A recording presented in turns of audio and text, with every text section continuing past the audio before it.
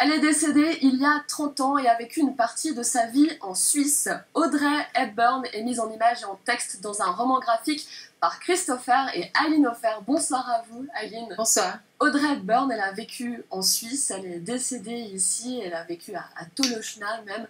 Audrey Hepburn, cette grande actrice oscarisée, icône féminine aussi. Qu'est-ce qui vous a intéressé dans ce personnage? Pourquoi lui consacrer un livre? La jeunesse du projet vient d'abord de Christopher. C'était lui qui chérissait l'idée de vouloir faire un jour un biopic, dessiner un roman graphique sur elle. Il avait envie de travailler avec une scénariste femme. Et moi, je venais de terminer la promotion de ma première bande dessinée. Et voilà, il m'a approché pour me proposer le projet. Le côté drôle, c'est que le jour où on s'est parlé pour la première fois, je me rendais à Tolochenaz. Donc c'était un pur hasard. Et on s'est dit, sachant que le hasard n'existe pas, les étoiles sont peut-être bien alignées, les astres sont bien alignés, donc on y va. Et quelques jours plus tard, on signe le contrat. Audrey Hepburn, elle va grandir en Belgique. On suit un petit peu sa vie dès le début de votre roman graphique. Et assez vite, c'est le début du nazisme, la montée du nazisme, et sa maman va s'en rapprocher. Elle grandit dans un contexte politique un peu compliqué. D'abord son père, qui va être un sympathisant de la cause nazie, qui va embrigader sa femme et vont ensemble aller faire les rallyes à Munich dans les années 35, parce que c'était aussi beaucoup d'aristocrates qui se rendaient là-bas pour pouvoir assister à cette montée en force de ce nouveau chancelier allemand, mais qui à l'époque était plutôt vu comme quelqu'un qui allait protéger l'Europe d'une éventuelle attaque soviétique. Donc c'était quelqu'un qu'on voulait défendre. Et puis progressivement, à partir du moment où les parents ont divorcé, le père il s'est installé à Londres et là il est devenu sympathisant de Oswald, j'ai oublié son nom, bref, des Black Shirts. Un autre sympathisant aussi fasciste.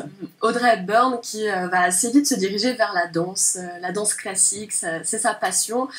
Et pourtant, avec la guerre, cette malnutrition, elle va finalement pas réussir à percer dans la danse. Elle va se rediriger vers le théâtre et puis vers le cinéma. Mais il y a une citation qui est importante que j'aimerais donner. C'est son fils qui vous a dit: elle ne disait pas qu'elle avait réussi en tant qu'actrice, mais qu'elle avait échoué comme ballerine. C'est assez exceptionnel, ça révèle assez bien le personnage finalement. Qui, me semble-t-il, manquait beaucoup de confiance en elle sur pas mal de points, que ce soit physique ou ses capacités d'être actrice. Elle disait toujours qu'elle donnait la réplique à des vrais acteurs qui, eux, étaient insufflés, et elle, c'était dû à son travail, à son labeur, alors qu'évidemment, elle se sous-estimait énormément puisqu'elle était brillante comme actrice. Et elle se sous-estimait aussi sur son physique. Elle dit qu'elle a un long cou, qu'elle a un gros nez. Elle se met sans cesse en doute. Oui, oui, oui. Il y a aussi des hommes de sa vie qui rythment ce livre, et puis des hommes qui la soutiennent franchement pas vraiment. On a l'impression qu'ils essayent de l'étouffer, de la ramener dans le cocon, de diriger un peu sa vie. Pas forcément facile pour cette Audrey qui arrive quand même à mener sa barque. Alors, son premier drame, si on peut dire, vis-à-vis d'un homme, c'est c'est son père, puisque son père, au moment du divorce, a littéralement disparu. Bon, il y a eu la Deuxième Guerre mondiale, ils ont été séparés physiquement, le père est resté en Angleterre, elle a été rapatriée en Hollande. La maman pensait que la Hollande resterait neutre, comme ça a été le cas pendant la Première Guerre mondiale, ce qui n'a pas été le résultat final, puisque le pays a été occupé par les nazis pendant toute la guerre jusqu'en 1945.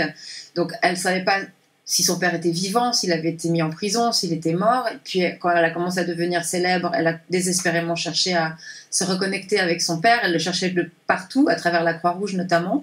Et je pense que cette absence de savoir si son père était vivant ou pas, puis de découvrir à la fin, enfin, à mi-chemin, que oui, il vit, mais du coup, pourquoi est-ce qu'il n'a jamais pris contact avec moi? Ça a créé un manque de confiance en elle et peut-être un déséquilibre qui fait qu'elle s'est approchée des personnes qui n'étaient pas forcément suffisamment bienveillantes à son égard, à savoir ses deux maris. On rappelle bien sûr, vous rappelez dans ce roman graphique ses grandes gloires, ses grands succès, mais aussi son engagement ensuite pour l'UNICEF. Elle va s'engager en disant: je suis une voix qu'on écoute, donc autant la mettre à profit d'une belle association. Donc c'est ce qu'elle va faire. Elle va aller en Éthiopie notamment, et ça va faire écho aussi à sa propre enfance finalement, où elle a été assez vite sauvée aussi par des associations.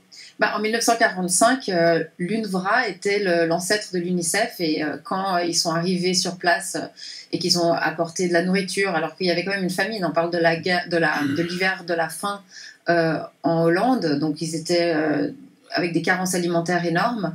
Donc quand elle les a découverts, elle a reçu des manteaux, enfin elle a compris à quel point elle était redevable auprès de cette institution.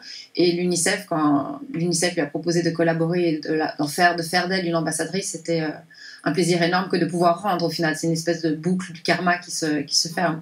À la fin de ce roman graphique, vous notez l'interview que vous avez eue avec son fils cadet, Luca Dotti, qui vous raconte un petit peu les dessous, qui vous raconte cette mère qui finalement était assez proche d'eux, mais qui avait une vision totalement différente, on l'a évoqué, de ce que nous on peut avoir d'Audrey Hepburn. On se dit, voilà, une femme très sûre d'elle, actrice, etc., qui n'est pas forcément la même que cette mère de Luca Dotti. Comment ça s'est passé? Qu'est-ce que vous avez retiré de cet entretien?